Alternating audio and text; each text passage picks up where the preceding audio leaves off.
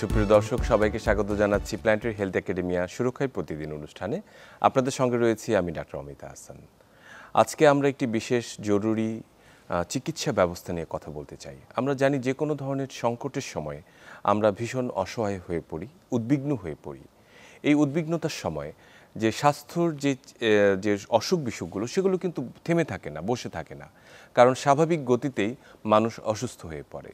এই অসুস্থতার সময় তারা কি করবে, এই সংকটকালীন এই সময়ে তারা কিভাবে সেটিকে ম্যানেজ করবে, এই বিষয়গুলো নিয়ে কথা বলা আসলে জরুরি হয়ে পড়েছে। এছাড়াও আমরা বলছি যে ন্যাচারালি অথবা প্রকৃতিগত যে সংকট এবং ম্যানমেড বা মানুষের তৈরি যে সংকট, এই সংকটকালীন সময়ে জরুরি চিকিৎসা ব্যবস্থা সবচেয়ে গুরুত্বপূর্ণ। কারণ এই সময় মানুষের জীবন বাঁচানোর যে লড়াই, সেক্ষেত্রে তারাই সবচেয়ে মুখ্য ভূমিকা পালন করে থাকে। কাজে একটি দেশের জন্য জরুরি চিকিৎসা ব্যবস্থা কতখানি আসলে সংগৃহীত, তাদের জন্য কতখানি মানুষের জন্য সেটি নিবেদিত, সে বিষয়টি কিন্তু আলোচনায় চলে আসে। আমরা আজকের এই বিষয়টি নিয়ে কথা বলার জন্য সরাসরি স্টুডিওতে আমন্ত্রণ জানিয়েছি professor doctor ABM Jamal, surgery বিশেষজ্ঞ, secretary Bangladesh college of physicians and surgeon BCPS এবং president Bangladesh society of emergency medicine এবং সাবেক অতিরিক্ত মহাপরিচালক স্বাস্থ্য শিক্ষা অধিদপ্তর। প্রফেসর ডাক্তার এবিএম জামাল, আপনাকে স্বাগত আমাদের অনুষ্ঠানে। আমাদের সঙ্গে একই সঙ্গে স্টুডিওতে উপস্থিত রয়েছেন doctor Mir Saaduddin Ahmed, emergency medicine বিশেষজ্ঞ, সাধারণ সম্পাদক Bangladesh society of emergency medicine. Doctor Saad, আপনাকে স্বাগত আমাদের অনুষ্ঠানে। আমরা আসলে আজকে সকালে জরুরি চিকিৎসা ব্যবস্থা মানেই জরুরি এবং আজকের দিনে সেটি আরও ভীষণ জরুরি। তো সংকটকালীন সময়ে জরুরি স্বাস্থ্যসেবা নিয়ে কথা বলতে চাচ্ছিলাম।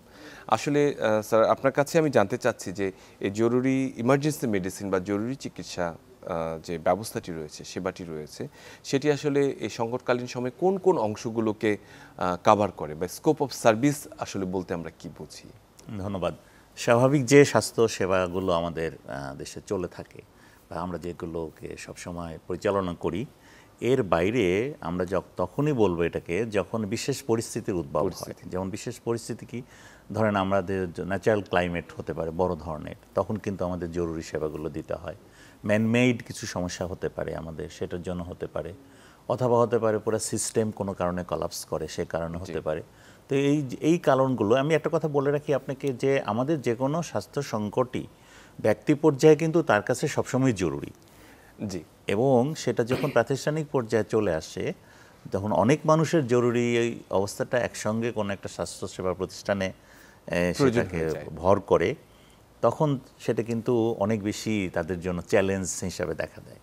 তো এটাকেই আমরা সংকটটা বলতে পারি। মানে যখন আসলে এই সার্ভিসটি স্বাভাবিক গতিতে যেটি চলতে থাকে, তার যখন হঠাৎ করে বেশি প্রয়োজন হয়ে থাকে, তখন জরুরি সেবাই সংকটের মধ্যে অনেক সময় পড়ে যায়। যে ব্যাপারটি, এটা একটা সাদ আসলে স্যার খুব সুন্দর করে আমাদেরকে সংক্ষেপে বললেন। ডাক্তার সাদ, আমরা যেটা জানতে চাচ্ছি যে আপনি দেশে এবং বিদেশে জরুরি চিকিৎসা সেবা নিয়ে কাজ করেছেন, বিশেষ করে আমি যুক্তরাজ্যে আপনি কাজ করেছেন।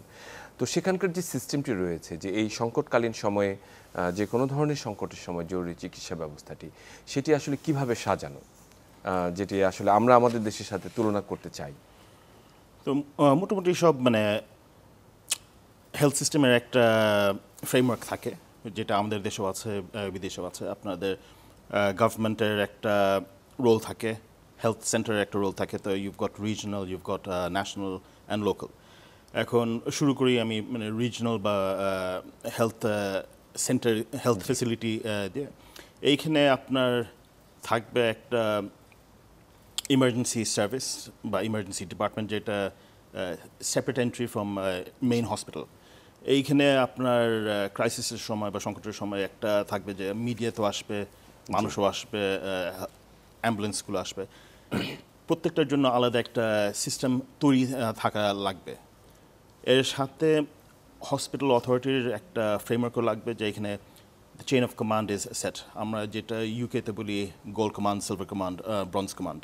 তো ব্রঞ্জ কমান্ডটা থেকে থাকে আপনাদের হাসপাতালে, আর এটা লিয়েজ করতে থাকে সরকারের সাথে, উইথ দ্য গভর্নমেন্ট। গভর্নমেন্টের ওইখানে থাকে আপনার গোল্ড কমান্ড, যেটা হেড অফ গভর্নমেন্ট। আর সিলভার কমান্ড হবে যে কোনো একটা service, fire service or police service. এই ফ্রেমওয়ার্কটা থেকে থাকে। প্লাস লোকালি যেটা থাকা উচিত একটা প্রিভেন্টিভ একটা মেজার, যেটা আমরা বলতে পারি ফার্স্ট এইড, যে এখানে ইউকেতে যেমন ন্যাশনাল কারিকুলামের মধ্যেই ফার্স্ট এড দেওয়া আছে প্রাইমারি স্কুল স্টুডেন্টসের জন্য, সেকেন্ডারি স্কুল স্টুডেন্টসের জন্য। তো এইগুলো অল বিল্ড আপ করে যে একটা প্রিভেন্টিভ মেজার বা একটা ক্রাইসিসের সময় কিভাবে আসলে চলবে। খুব চমৎকার করে বলেছেন। বিশেষ করে যে বিষয়টি আমি বলতে চাচ্ছি যে এই যে চেইন অফ কমান্ড, যে একটি যে কোনো সংকটকালীন সময়ে যে নর্মাল যে ক্যাপাসিটি রয়েছে এর বাইরেও যদি কখনো প্রয়োজন হয়, তাহলে যে একটি হসপিটালের যে অ্যাকোমোডেশন বা তাদের পরিবর্তনের যে ধারাবাহিকতাগুলো, সেগুলো কিন্তু থাকাটা খুব জরুরি। যে সময়ে অতিরিক্ত বেড আমরা কিভাবে ব্যবস্থা করব, অতিরিক্ত জনবল আমরা কোত্থেকে আনবো, যে কোনো ধরনের আমরা বলছি যে অনেক সময় আমরা এটাকে বিভিন্ন কোড নামে আমরা আসলে আখ্যায়িত করি, যে কোনো ধরনের ডিজাস্টার ম্যানেজমেন্ট লাইক এই ধরনের যে আমরা ডিজাস্টার ক্ষেত্রে। প্রফেসর এবিএম জামাল, আমরা আপনার কাছে যে বিষয়টা আসতে চাই যে সাধারণত আমরা যেটা স্বাভাবিক যে সংকটগুলো বা ইমার্জেন্সিগুলো ঘটে সেটা তো আমরা জানি, কিন্তু এই যে সংকটকালীন সময়ে যখন আসলে মানুষ দেখা যাচ্ছে কিছুটা তাদের মুভমেন্ট রেস্ট্রিক্টেড হচ্ছে বা তারা সহজেই একটি জায়গায় সার্ভিসটি অ্যাক্সেস করতে পারছে না, এই সময়ে যে সংকটগুলো বা সময়ে যে চিকিৎসা সেবাগুলো প্রয়োজন হয়, তাহলে তার চ্যালেঞ্জগুলো কী কী? মানে আসলে এই সময় মানুষ বাধাগ্রস্ত হয় যে সেবাটি নিতে, এই মূল চ্যালেঞ্জগুলো আপনার জীবনে আপনি কোন জায়গাগুলো থেকে বিবেচনা করেছেন? না, যেমন কয়েকটি তো আপনি উল্লেখ করলেন যে একটা হচ্ছে যোগাযোগের সমস্যা, অর্থাৎ রোগী চিকিৎসকের কাছে বা চিকিৎসা যে প্রতিষ্ঠান সেখানে যেতে পারছে না, অথবা অন্যভাবে হতে পারে যে চিকিৎসক রোগীকে আসলে তাকে যত পরিমাণ সেবাটা দেওয়া দরকার সেটা দিতে পারছে না, এটা হতে পারে। আর এর বাইরে যেগুলো হয় যে মানুষ, আমাদের দেশের মানুষ, যেমন উনি ইউকের কথা বললেন, ইউরোপিয়ান কান্ট্রিগুলো সহ উন্নত দেশগুলো কিন্তু একটা সিস্টেমে দাঁড়িয়ে আছে। সিস্টেমটা কীরকম, যে আপৎকালীন যে চিকিৎসার সেটার যে একটা ব্যয় আছে, সেই ব্যয়টা কিন্তু কোনোভাবে আইদার ইন্স্যুরেন্স অথবা গভর্নমেন্ট কোনো ফান্ড থেকে অথবা হেলথ সিস্টেমের আন্ডারে কিন্তু সেটা ম্যানেজ করা হয়। কিন্তু আমাদের দেশের ক্ষেত্রে যেটা হয়, মানুষ কিন্তু আসলে এই যে আপৎকালীন একটা সমস্যা, স্বাস্থ্য সমস্যা হতে পারে, তার জন্য যে ব্যয়, সেই ব্যয়ের জন্য কিন্তু বেশিরভাগ মানুষ সেই প্রস্তুতিটা থাকে না একদমই। এবং সেই প্রস্তুতি না থাকার জন্য কি হলো, যে সে হয়তো সম্ভব তার পক্ষে স্বাস্থ্য সেবাটা নেয়ার, কিন্তু সেই কারণে ওই প্রস্তুতি না থাকার কারণে সে হয়তো ওই সময় কিছুটা দিশেহারা হয়ে যায়, কিছুটা সে আসলে পাজলড হয়ে যায়, সে কিন্তু আতঙ্কগ্রস্ত হয়ে যায়। এটা একটা বিরাট ব্যাপার। আর একটা জিনিস আমি বলে রাখি যে সারা পৃথিবীতে কিন্তু এই জরুরি চিকিৎসা সেবাটাই কিন্তু ব্যয়বহুল। সেটা ব্যক্তি পর্যায় থেকে, আপনি যদি মেট্রোর কথা বলেন তাহলে ব্যয়বহুল, সেটা যদি ইভেন সরকারও যদি প্রদান করে, সরকারের জন্য কিন্তু একটা ব্যয়বহুল। কাজে এই যে ব্যয়বহুল একটা চিকিৎসা সিস্টেম, তার যে স্থাপনা অর্থাৎ তার যে পরিচালনা, সেটাও কিন্তু সবসময় কন্টিনিউয়াসলি রেডি থাকতে হয়। যেমন আপনি বললেন ফায়ার সার্ভিসের কথা, আপনি বললেন অ্যাম্বুলেন্স সার্ভিসের কথা, ডক্টর সাদ যেমন বললেন যে ইমার্জেন্সি একটা এন্ট্রি এবং এক্সিট প্রত্যেকটা হাসপাতালে থাকার ব্যবস্থা। এই যে জিনিসগুলো, এই জিনিসগুলো মানে বর্তমান রাখাটাই কিন্তু একটা ব্যয়বহুল ব্যবস্থা, কিন্তু আবার উপায়ও নেই, কারণ এটা তো যে কোনো সময়, এটা তো বলে কয়ে আসবে না, যে কোনো সময় আসবে, আসলে কিন্তু তখন কিন্তু সার্ভিস আপনাকে দিতেই হবে। আর একটা কথা যেন আমরা ভুলে না যাই যে জরুরি সময়ে কিন্তু শুধুমাত্র যে জরুরি চিকিৎসার জন্য রোগীরা হাসপাতালে যায় তা কিন্তু না, তার যে স্বাভাবিক যে অসুখগুলো সেটার কারণেও কিন্তু তখন কিন্তু জরুরি আকার ধারণ করতে পারে। যেমন আমি একটা উদাহরণ দিই, যেমন ডায়াবেটিসের রোগী, সে ডায়াবেটিসের রোগী, সে হয়তো ডায়াবেটিসটা কন্ট্রোল, কিন্তু বিভিন্ন কারণে স্ট্রেসের জন্য বা টেনশনের জন্য অথবা ওষুধগুলো তার কাছে প্রাপ্যতার সুযোগের অভাবের জন্য হঠাৎ করে কিন্তু সে ডায়াবেটিক একটা ক্রাইসিসে পরিণত হতে পারে। তখন কিন্তু ওইটাই তার কাছে জরুরি, সবচেয়ে জরুরি। হাইপারটেনশন একই ব্যাপার, যদি হাইপারটেনশনটা কন্ট্রোল সে করতে না পারে ওই সময়, তাহলে কিন্তু হাসপাতালে যাওয়াটা তার জন্য ওটাও কিন্তু জরুরি। আবার আপনি যেটা বললেন যে এইসব ক্ষেত্রে ট্রান্সপোর্টের একটা প্রবলেম সবসময় দেখা দেয়, সে ট্রান্সপোর্টটা ম্যানেজ করা, সেখান থেকে হাসপাতালে যাওয়া, এই জিনিসগুলো কিন্তু সবসময় একটু, আমি বলবো যে এটি একটা সংকট। এবং একই সঙ্গে যে যেখানে যিনি যাচ্ছেন স্বাভাবিকভাবে যে কিউ বা লাইনটি রয়েছে সেটিও কিন্তু দীর্ঘায়িত হয়। চিকিৎসক যারা রয়েছেন সেখানে কাজ করছেন তাদেরকে অনেক বেশি সার্ভিস দিতে হচ্ছে, কাজেই সেই জায়গাটিও কিন্তু একটু দীর্ঘায়িত, অবশ্যই দীর্ঘায়িত হয়। এবং আপনাকে বলে রাখি যে এটা কিন্তু পরিপূরক। আপনি যখন পুরো হসপিটাল ম্যানেজমেন্টটা জরুরি বিভাগের ম্যানেজমেন্টের দিকে ধাবিত করবেন, তখন কিন্তু সাধারণ রোগীগুলো যেই হাসপাতালে ভর্তি আছে অথবা চিকিৎসা নিতে আসছে, তারাও কিন্তু কিছুটা ডিপ্রাইভড হবে। আপনি তো অতিরিক্ত জনবল কোনো হাসপাতালে তো আপনি রাখেন না, হঠাৎ করে তৈরি করা সম্ভব না ওই মোমেন্টে। কাজে কি করতে হয়, এটা অনেকটা ম্যানেজ করতে হয়। কিভাবে ম্যানেজ করতে হয়, যে যারা স্বাভাবিক চিকিৎসা সেবা প্রদান করেন তাদের একটা অংশকে আপনি ডিপ্লয় করেন ইমার্জেন্সি চিকিৎসাতে, অবশ্যই, অবশ্যই। তাদের একটা অংশকে আপনি ডিপ্লয় করেন অপারেশন থিয়েটারে অথবা অ্যানাস্থেশিয়া ডিপার্টমেন্টে। এই যে আপনি একটা অংশ থেকে চিকিৎসক এবং শুধু চিকিৎসক না, যারা সহায়তা প্রদানকারী নার্স, প্যারামেডিক্স, টেকনিশিয়ান, তাদেরকে যে আপনি যখন ডিপ্লয় করবেন ইমার্জেন্সি সার্ভিসে, তখন সেই সাধারণ রোগীগুলো কিন্তু ডিপ্রাইভড হয়, তাদেরও তো প্রয়োজন আছে। তো এই যে সবগুলো মিলে আসলে একটা উন্নত বিশ্বগুলোতে দাঁড়িয়ে গেছে। আমরাও চেষ্টা করছি, আমাদের এখানে যে এগুলো মানে হচ্ছে না তা না, তবে সেগুলো অবশ্যই অনেক চ্যালেঞ্জের মুখে পড়ে, এ ব্যাপারে আমাদের কোনো সন্দেহ নেই। জি, ডক্টর সাদ, আপনার কাছে একটু ফিরে আসি যে যে বিষয়টি নিয়ে আমরা বলছিলাম যে একটা হসপিটালের ইমার্জেন্সি সার্ভিস, বা আমরা যদি বলি যে একটু ডেভেলপড ইমার্জেন্সি সার্ভিস যদি চিন্তা করতে চাই, তাহলে আসলে কি ধরনের স্ট্রাকচারাল এবং আমি বলবো যে ম্যান পাওয়ারের দিক থেকে কি ধরনের রিসোর্সেসের ব্যবস্থা থাকা উচিত আদর্শগতভাবে? তো এটার জন্য অলরেডি বলা যায় মানে WHO একটা ফ্রেমওয়ার্ক অলরেডি তৈরি করে দিয়েছে। তো যেটা প্রয়োজন পড়ে একটা ইন্ডিপেন্ডেন্ট ডিপার্টমেন্ট, যেটার নিজের বাজেটিং ক্যাপাবিলিটিস আছে, নিজের গভর্নেন্স ক্যাপাবিলিটিস আছে। তো এই ডিপার্টমেন্টের মধ্যে কি কি থাকবে? আপনার ইন টার্মস অফ ইনফ্রাস্ট্রাকচার থাকবে রিসাসিটেশনের একটা রুম, যেখানে আপনার মানে খুবই সিরিয়াস বা ক্রিটিক্যাল রোগী এসে সাথে সাথে ট্রিটমেন্ট পাবে। তার সাথে মেজর্স বা মাইনর এরিয়া, মেজর্স যেখানে আপনার সার্জন বললেন যে diabetic crisis, hypertensive crisis, minor এরিয়াতে যেখানে উন্ড কেয়ার, একটা অপারেটিং রুম থাকতে পারে যেখানে ড্যামেজ রিসাসিটেটিভ সার্জারি চলতে পারে, প্লাস এটার মুখের দিকে থাকবে একটা ট্রিয়াজ এরিয়া। ট্রিয়াজের কথা বলছিলাম যে ট্রিয়াজের এই ব্যাপারটি আসলে বহির্বিশ্বে ব্যাপকভাবে পরিচিত, এবং সেটি হচ্ছে যে প্রায়োরিটাইজ করা পেশেন্টকে, কোন রোগীটির এই মুহূর্তেই সেবা দরকার, কাকে হয়তো 10 মিনিট পরে দেওয়া সম্ভব, কিন্তু আমাদের দেশে যে প্রেক্ষাপটে সেখানে আমরা দেখছি সেই বিষয়টি আসলে অনেক ক্ষেত্রে হয় না। দেখা যাচ্ছে যে যে চিৎকার চেঁচামেচি করছেন তিনি সেবাটি সবাই আগে চান, সেই জায়গাটি রয়েছে। এই ট্রায়াজের বিষয়টিকে আসলে কিভাবে ইমপ্লিমেন্ট করা সম্ভব বা যায় কিভাবে? জি, এখন ট্রায়াজ অনেক ধরনের মানে মডেলস আছে। ইউকেতে যেটা প্রথমে চলছিল ম্যানচেস্টার ট্রায়াজ সিস্টেম, যেটা একটা বই দেখে একটা অ্যালগোরিদম দেখে নার্সরা ট্রায়াজ করতে পারে, কিন্তু মোস্ট এফেক্টিভ যেটা দেখা গেছে হচ্ছে মানে ভিজুয়াল ট্রায়াজ। যখন একজন ক্লিনিশিয়ান, নার্স হোক, ওয়ার্ড বয় হোক, ডক্টর হোক, যখন দেখে যে একটা রোগী, and this is built on experience, যে রোগীর অবস্থা খারাপ, দে গেট প্রায়োরিটাইজড। এখন কিভাবে আপনি মানে বুঝবেন যে কোন রোগী খারাপ? একটা হচ্ছে যে যিনি অনেক কথা বলছেন, অনেক চিল্লাচিল্লি করছেন, ওনার নিশ্চয়ই মানে ফ্যাকাল্টি রয়ে গেছে, ওনার ব্রেন প্রসেস করছে। যিনি চুপচাপ করে ফ্যাকাশে হয়ে বসে আছেন, ওইটাকে with experience that is the secret patient. একটু ট্রেনিং তো লাগে। তারপর যেহেতু আমরা সংকটের সময় বলছি, একটা হচ্ছে সিভেন ট্রিট মানে মেজর ক্যাজুয়ালিটির সময় ফিল্ড ট্রিয়াজ, ওটাও আছে, যেখানে বলেন একটা দুর্ঘটনা বা ফ্লাডিং বা বম ব্লাস্ট যেটা হতে পারে, একটা ফিল্ডে গিয়ে, যেটা আর্মি ইউজুয়ালি লিড করে, ওইটা হচ্ছে একটা ফিল্ড ট্রিয়াজ, যেখানে একজন ডাকবে যারা হাঁটতে পারেন, তাদেরকে আলাদা করে দেবে।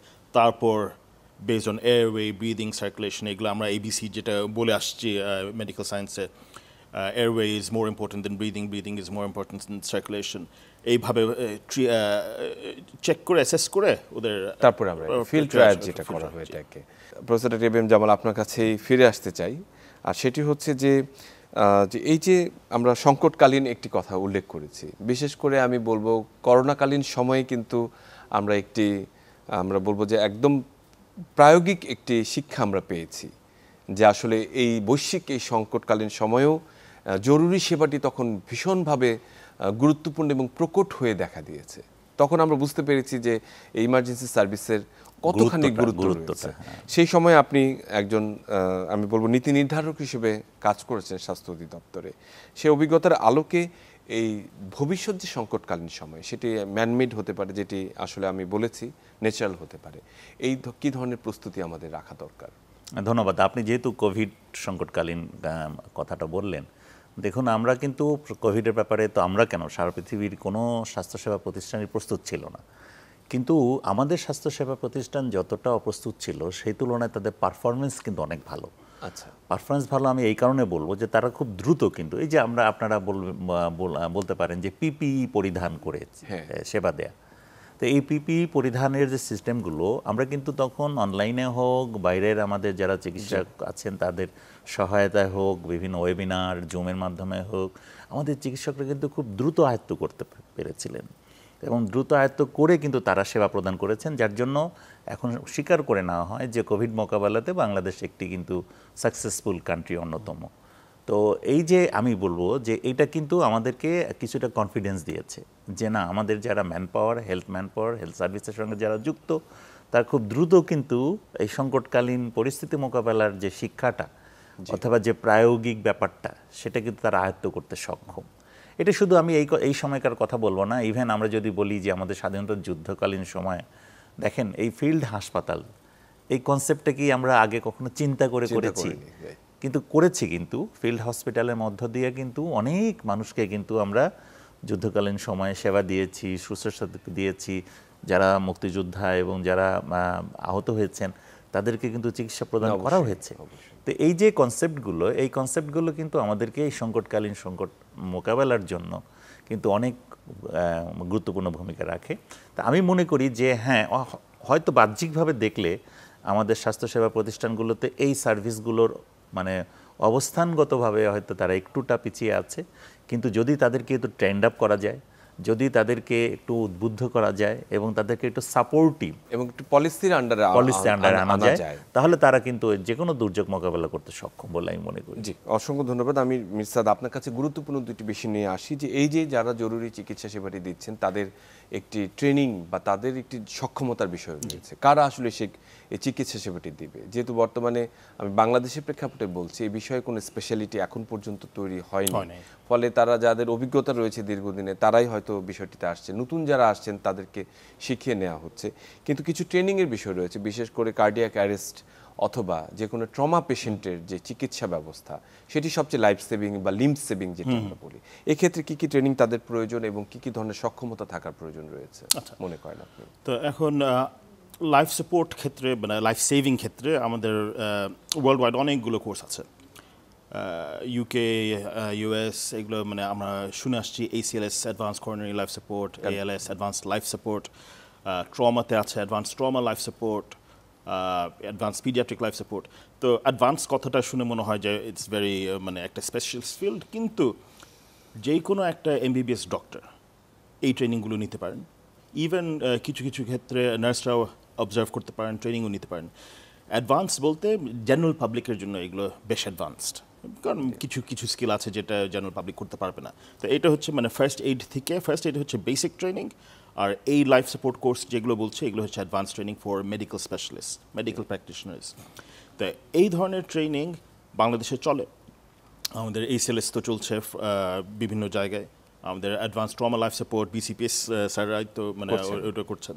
তো এইগুলো যেহেতু স্ট্রাকচার প্রাইভেট কোর্স, এইগুলো this can be laid out, spread out মানে সারা দেশে। আমার তাই মনে হচ্ছে যে আমরা যদি এটাকে ডিসেন্ট্রালাইজ করতে পারি তাহলে নিশ্চয়ই অনেকেই এতে প্রশিক্ষিত হবেন। এক্স্যাক্টলি। আরেকটা করা যায় যে যেহেতু মানে the information of this courses এটা হচ্ছে মানে কোনো ইন্টেলেকচুয়াল প্রপার্টি না, বাংলাদেশ থেকেও আমরা একটা তৈরি করতে পারি। কারণ এই কোর্সগুলো যদি আমি এই লেবেল চাই, আর ACLS বা ATLS অনেক এক্সপেন্সিভ কোর্স, তো আমরা নিজেরাই একটা তৈরি করতে পারি, কারণ লিটারেচারটা আছে, আমাদের এক্সপিরিয়েন্সও আছে। তো বাংলাদেশে একটা ট্রমা কোর্স তৈরি করা যায়, national under BCPS life support course, যেটা আমাদের প্রত্যেকটা by the time doctors become MBBS, they are trained in advanced life support, basic life support, trauma life support, pediatric life support. এই তিনটি যদি তাদের জানা থাকে তাহলে রোগীর জীবন রক্ষার্থে যেটি করণীয় একটি হসপিটালে যেখানে পোস্টিং হোক, আপনার মানে শহরে হোক, গ্রাম অঞ্চলে হোক, উপজেলা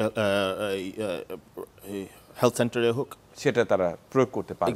আমি প্রফেসর জামাল আপনার কাছে আসি, যে গুরুত্বপূর্ণ একটি কথা বলেছেন সাদ, যে কিছু প্রশিক্ষণের প্রয়োজন রয়েছে। একই সঙ্গে আমরা যে আমাদের হাইকোর্টের যে রায়টি রয়েছে যে কোনো ধরনের রোগী কোনো হসপিটালে গেলে সংকটকালীন সময়ে বা তার জীবন রক্ষার্থে যা করা দরকার সেটি তাদেরকে করতে হবে, এবং সেটি করার ক্ষেত্রে যে বাধ্যবাধকতা রয়েছে সেক্ষেত্রে বাংলাদেশের, আমি গভর্নমেন্ট সেক্টরেই ধরছি, তাদের হাসপাতালগুলোর সে ব্যবস্থাপনাটি কী, তারা কি সেই ধরনের জনবল রাখছে কিনা, সেই ধরনের ফ্যাসিলিটিস রাখছে কিনা যে তাকে সেটেল করে তারপর একটি হায়ার রেফারেল সেন্টারে তাকে পাঠানো হবে, এই জায়গাটির কোথায় আছি আমরা? এখানে একটা কথা বলে রাখা ভালো, সেটা হচ্ছে যে ইমার্জেন্সি লাইফ সেভিং এটা কিন্তু আসলে খুবই গুরুত্বপূর্ণ একটা ব্যাপার, এবং আমাদের যে চিকিৎসা শিক্ষা কার্যক্রম আন্ডার গ্রাজুয়েট বা বেসিক মেডিকেল এডুকেশনে আমরা যে জিনিসটা শেখাই, সেখানে কিন্তু এটা ইনকর্পোরেট করা আছে, সেখানে কিন্তু বলা আছে, বহুদিন থেকে কিন্তু আমরা এটা বলছি।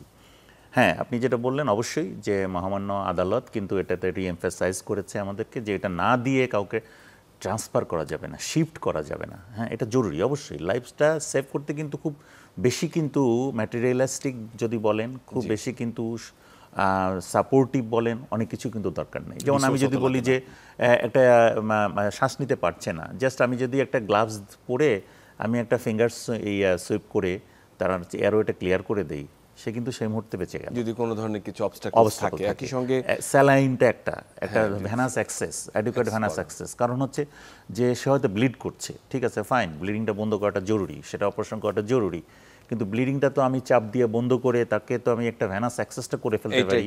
কারণ হচ্ছে যে ভ্যানাস অ্যাক্সেসটা যদি আমি না করি, একটা বা প্রয়োজন হলো দুটো ভ্যানাস অ্যাক্সেস। কেন এই কথাটা কেন গুরুত্ব দিয়ে বলা হয়? কারণ কিছুক্ষণ পরে কিন্তু যখন ব্লিড করতে থাকবে তখন কিন্তু এই ভ্যানাস অ্যাক্সেসটাই হবে একটা ডিফিকাল্ট একটা কাজ। কাজেই এই যে জিনিসগুলো, এই যে ছোট্ট ছোট্ট, এটা কিন্তু খুব বেশি সংখ্যায় কিন্তু খুব বেশি না। এখানে যেটা আপনারা বললেন, উনি এটিএলএস এর কথা বললেন, আমি একটা জিনিস বলে রাখি যে এই যে ইমার্জেন্সি যে ট্রেনিং কোর্সগুলো আমাদের দেশে, সেটা কিন্তু এখনও রয়ে গেছে অনেকটা অপশনাল বেসিস। অপশনাল মানে কি, যে কেউ যদি ইমার্জেন্সিতে ক্যারিয়ার করতে চায়, কেউ যদি কোনো বড় হসপিটালে ইমার্জেন্সি ডিপার্টমেন্টে কাজ করতে চায়, সে তার প্রয়োজন এটা করে নেয়। কিন্তু ব্যাপারটা কিন্তু এরকম হওয়ার কথা ছিল না। কথা ছিল কি, যে প্রত্যেকটা গ্র্যাজুয়েট ডক্টর তার সার্টিফিকেশনের আগে বাধ্যতামূলকভাবে এরকম একটা কোর্স নেওয়া এবং সার্টিফিকেশন, বেসিক লাইফ সাপোর্ট। তাহলে কি হতো, তাহলে কিন্তু সে যেখানেই কাজ করতো, আপনি দেখেন এই যে আপনি বললেন যে সংকটকালীন, তো সংকট তো এমন হতে পারে না সারা দেশে সব জায়গাতে সংকট হতে পারে। তাহলে এখন এই সংকটের সময় সবাই যে ঢাকা মেডিকেল কলেজ ইমার্জেন্সিতে আসবে যে সেখানে ট্রেন লোক আছে আমি সেখানে যাব, সেটা তো সম্ভব নাও হতে পারে। সময় একটি গুরুত্বপূর্ণ বিষয়। কিন্তু আমি জানি আমার উপজেলা লেভেলে অনেকগুলো ডক্টর আছে, তো তারা যদি ট্রেন্ড আপ হতো, তারা যদি এই যে বেসিক জিনিসগুলোতে তারা যদি দক্ষ হতো, তাহলে তো ট্রান্সফারের প্রয়োজন পড়তো না অনেক ক্ষেত্রে, জীবনটা বেঁচে যেত। যে কোনো ধরনের মাস ক্যাজুয়ালিটি বা ডিজাস্টারের ক্ষেত্রে, যেমন একটা আর্থকোয়েক বা ভূমিকম্প প্রবণ এলাকায় আমরা আছি, বা ম্যানমেড কোনো ধরনের ডিজাস্টার হতে পারে, সেটা যে কোনো ধরনের সংকটকালীন অবস্থা তৈরি করতে পারে। এই সময়ে আসলে সমন্বিত যে জরুরি স্বাস্থ্য ব্যবস্থাটি, সেটিকে কিভাবে মানে ইয়ে করা যায়, ঠিক করা যায়, বা পলিসি কি নির্ধারণ করা যায়? তো মানে প্রথম থেকেই বলছিলাম যে একটা অ্যাপ্রোচ থাকার কথা, local approach, regional approach, national approach. এখন যেটা দেখা যাচ্ছে, যে কোনো ডিজাস্টার, ম্যানমেড হোক ন্যাচারাল হোক, আপনার লোকাল অ্যাপ্রোচেই আপনার কমিউনিটি রেসপন্স ফার্স্ট, এটি খুব জরুরি। হ্যাঁ, তো এটা হতে পারে যে আপনার কমিউনিকেশন রুট, আপনার রাস্তাঘাট, আপনার অ্যাক্সেস বন্ধ হয়ে গেছে। তো যখন একটা ডিজাস্টার হয়, তখন যেসব ক্যাজুয়ালিটি আছে তাদের প্রতিবেশী, মানে লোকাল কমিউনিটি রেসপন্স, এদেরকে সাহায্য করার জন্য। তো এইখানে একটা গুরুত্বপূর্ণ জায়গা যেখানে এটা ডেভেলপ করা যায়, যেন এই লোকাল কমিউনিটিকে একটা ট্রেনিং দেওয়া ডিজাস্টার ম্যানেজমেন্টের জন্য। এটা আবার ওইটা চলে আসছে first aid training plus disaster response, কী করা লাগবে, not just medically but also in terms of communication, in terms of access, transport, এইগুলো সব মিলিয়ে একটা কমিউনিটি রেসপন্স। এইটা আমাদের দেখা গেছে যখন সুনামি হয়েছিল শ্রীলঙ্কায়, ওদের community response was very good, যেহেতু ওদের প্রাইমারি হেলথ কেয়ার ছিল না, ওই কমিউনিটি রেসপন্স করাতেই অনেকজন বেঁচে গেছেন। তারপর লোকাল থেকে আমরা রিজনালে চলে আসি, যেখানে আপনাদের লোকাল হেলথ সেন্টারটা খুবই সম্ভবত একটা ডিজাস্টারের মধ্যে মোস্ট ক্লোজেস্ট হেলথ সেন্টার হয়তো ধ্বংস হয়ে যেতে পারে, অথবা ইনক্যাপাসিটেটেড হতে পারে, ইলেকট্রিক লাইনস নষ্ট হয়ে যেতে পারে, পানির লাইন ডিস্টার্ব হতে পারে, যে সার্ভিসেসগুলো মানে এসেনশিয়াল ফর হেলথ সার্ভিস।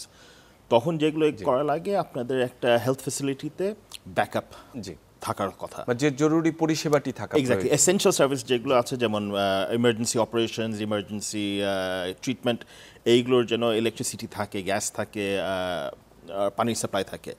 তো আপনি তো জানেন যে বিভিন্ন ধরনের ব্যাকআপ থাকা লাগে, বিভিন্ন সোর্সেস, গ্যাস জেনারেটর, তারপর সোলার হতে পারে, ব্যাটারি ব্যাকড সোর্স, এইগুলো ডেভেলপ করতে হবে। এইগুলো যদি না থাকে তাহলে তো আপনার তো পুরো ফ্যাসিলিটি অকেজ।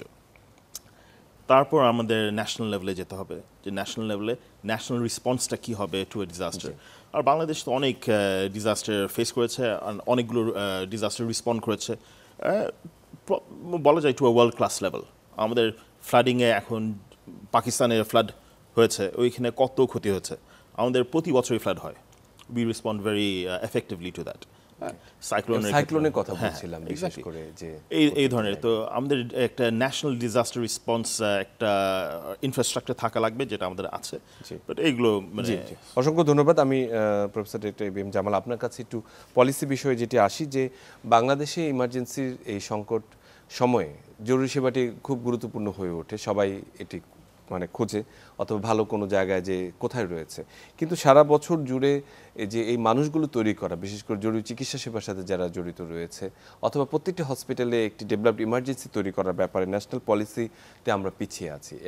এবং যে কথাটি উল্লেখ করতে চাই সেটি হচ্ছে যে এই বিষয়ে কোনো স্পেশালিটি পর্যন্ত এখন পর্যন্ত তৈরি হলো না এই স্বাধীনতার এই 53 বছরের মধ্যেও। এত গুরুত্বপূর্ণ বিষয়, গুরুত্ব বোঝার পরেও আমরা কেন পিছিয়ে আছি? এক্ষেত্রে আমি president Bangladesh society of emergency medicine হিসাবে বলতে পারি যে আমরা আসলে সরকারের বিভিন্ন মহলের সাথে যোগাযোগ করেছি। আমরা একটা কোর্স চালু করার ব্যাপারে কারিকুলাম প্রস্তুত করেছি নিজেরা, এবং সেটা সাবমিটও করেছি ইউনিভার্সিটি লেভেলে, পোস্ট গ্রাজুয়েট যারা দেয়, যেমন Bangladesh college of physician surgeons লেভেলে। তো এগুলো আসলে কিছুটা পরীক্ষা নিরীক্ষার মধ্য দিয়ে হতে হয়। তো এখন আমরা চালু করতে পারিনি, কিন্তু আমরা মনে করি যে, আশা করি যে অদূর ভবিষ্যতে আমরা চালু করতে সক্ষম হব, এবং তখন কিন্তু আমাদের কোয়ালিফাইড স্পেশালিস্ট, এখন যারা কাজ করছে, সাদ বা আপনি যারা কাজ করেছেন, আপনারা সবাই কিন্তু ট্রেন্ড আপ ফ্রম অ্যাব্রোড, বাইরে থেকে ট্রেন্ড আপ হয়ে তারপরে কিন্তু এখানে সার্ভিসটা দিচ্ছি। কিন্তু আমরা তো এইটা দিয়ে তো আমাদের দেশের প্রয়োজন মেটাতে পারবো না। কাজেই আমাদের নিজেদেরকে আসলে এরকম একটা প্রক্রিয়া বা এরকম একটা ডিগ্রি বলেন বা এরকম একটা সার্টিফিকেশন বলেন, কিছু একটা করতে হবে, যেটা মধ্যে দিয়ে আসলে কি হবে, যে কাজটা করছে সেই হয়তো একটু ট্রেন্ড আপ হওয়ার পরে আরও ভালোভাবে করতে পারবে উইথ কনফিডেন্স, যে সে এটার জন্য এই এক্সপার্টাইজ অর্জন করেছে। এটাই আমাদের বক্তব্য আর কি। এর পাশাপাশি যেটা করতে হবে, যে আমাদের যারা নীতি নির্ধারক আছেন তাদেরকে আমরা সবসময় নক করছি, বলছি যে এই ব্যাপারটার জন্য একটা আলাদা অ্যাটেনশন নিতে হবে। যেমন প্রতিটা বড় বড় হসপিটালে এই যে ইমার্জেন্সি ম্যানেজমেন্ট বা এই যে ডিজাস্টার ম্যানেজমেন্ট, এবং একই সঙ্গে সরকারি এবং বেসরকারি পর্যায়ে সব পর্যায়ে, আমি সবগুলোই বলছি, বড় বড় হসপিটাল থেকে যদি শুরু করি, তাহলে তাদেরকে দেখে বা তাদেরকে অন্য অন্য প্রতিষ্ঠানগুলো গড়ে তুলবে। এবং এটা কিন্তু একটা হসপিটাল লাইসেন্সিংয়ের একটা ইসেনশিয়াল কম্পোনেন্ট হওয়া উচিত, যে কতটা সে জরুরি স্বাস্থ্যসেবার জন্য কতটা প্রস্তুত, সেটা আলাদাভাবে দেখার দরকার। সে আলাদাভাবে দেখলে কি হবে, তারাও কিন্তু স্বতঃপ্রণোদিত হয়ে কিন্তু তারা সেই ব্যবস্থাটা তৈরি করবে। যেমন সাদ বলছিলেন যে ইলেকট্রিসিটি ব্যাকআপ, তারপর হচ্ছে এনার্জি অক্সিজেন ব্যাকআপ, তাদের ওয়াটার সাপ্লাই ব্যাকআপ, এই যে ব্যাকআপগুলো, অথবা ইমার্জেন্সি অপারেশন থিয়েটার ব্যাকআপ, হচ্ছে অ্যাম্বুলেন্স সেবাটি রয়েছে, সেটি যদি না থাকে তাহলে কিন্তু, যেমন ধরেন যে এরকম বড় বড় সংকটকালীন সময়ে অনেক সময় দেখা যায় যে একটা হাসপাতালে যতগুলো অপারেশন থিয়েটার আছে, যেমন ঢাকা মেডিকেল উদাহরণ দিই, যেহেতু আমি ঢাকা মেডিকেলে কাজ করেছি অনেক দিন, ঢাকা মেডিকেল কলেজে কিন্তু প্রায় 30-32টা কিন্তু অপারেশন থিয়েটার আছে। তো এরকম সংকটকালীন সময় দেখা যায় যে এই অপারেশন থিয়েটারগুলো সবগুলোই কিন্তু ঝাঁপিয়ে পড়ে ব্যবস্থা করার জন্য। তো সেই ক্ষেত্রে কিন্তু আপনি দেখেন একদিনে কিন্তু আপনি অন্তত 100টার মতো অপারেশন করতে সক্ষম হবেন। কিন্তু এই যে প্রক্রিয়াটা, এটা কিন্তু হসপিটাল অথরিটি যদি আগের থেকে প্রস্তুত না করে রাখে, তাহলে কিন্তু সংকটকালীন সময়ে সে কিন্তু খুব অসংখ্য ধন্যবাদ। জি, আপনি খুব মানে মূল জায়গাটিতে আসলে কথা বলেছেন। আমরা নিশ্চয়ই ভবিষ্যতে এই বিষয় নিয়ে আরো অনেক কথা বলবো। আপনাদের উভয়কে আমার পক্ষ থেকে ধন্যবাদ জানাচ্ছি। ধন্যবাদ।